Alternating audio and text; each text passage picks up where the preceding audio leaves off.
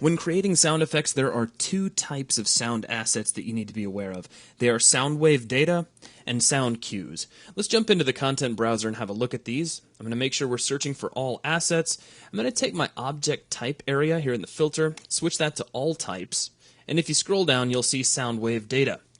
Now, a sound wave data asset you can think of as really just like a wave file. It's just the sound itself, and you can double-click any of these and sample them. Affirmative. So yeah, he'll talk to you. There are all kinds of sound effects included with UDK. Feel free to search through them. A lot of them have to do with various actions that the characters will perform, all of your weapons, all of your music. It's all in here, even the announcer. Now, the other type of asset you have is a sound cue.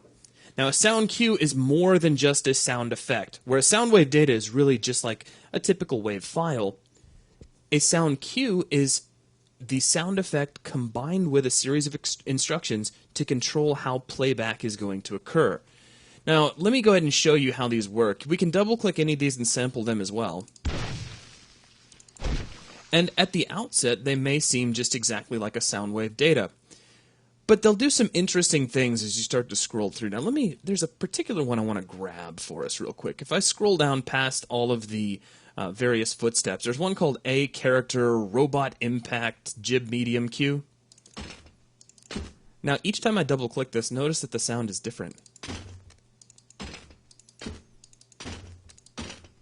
That's because we have several different actual sound waves that are being combined together randomly, so that every time the engine called on this sound cue to play, we'd get a different one. Now, that's only one example of how sound cues can be very, very powerful, but on top of that, sound cues are edited through a visual editing system called the Sound Cue Editor. Let me show that to you real quick. If we right-click on any sound cue, we can choose Edit using the Sound Cue Editor, and you get a little editor that's very similar to Kismet or the Material Editor, in which you can take sound wave data in the form of a visual node and combine them together with a variety of other nodes to create your final effect. So in this case, we have 3 sound effects, which we can sample individually by clicking the Play Selected Node button up here in the toolbar.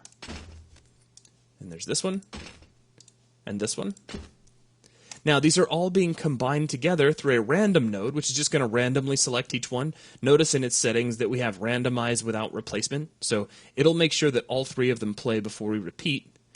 Then we have a modulator. This is actually giving us even more variety because it's modulating the pitch each time the sound plays. So the pitch will drop down to 80% and all the way up to 120%. We're also modulating the volume as well. Finally, we're attenuating the sound so that we can position it in 3D space and give it some fall off.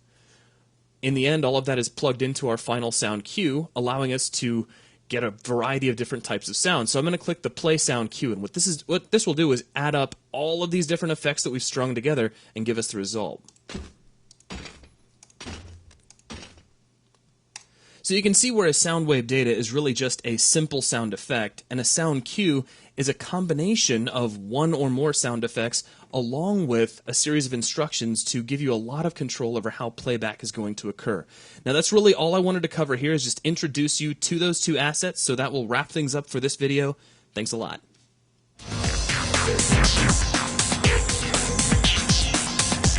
Thank you.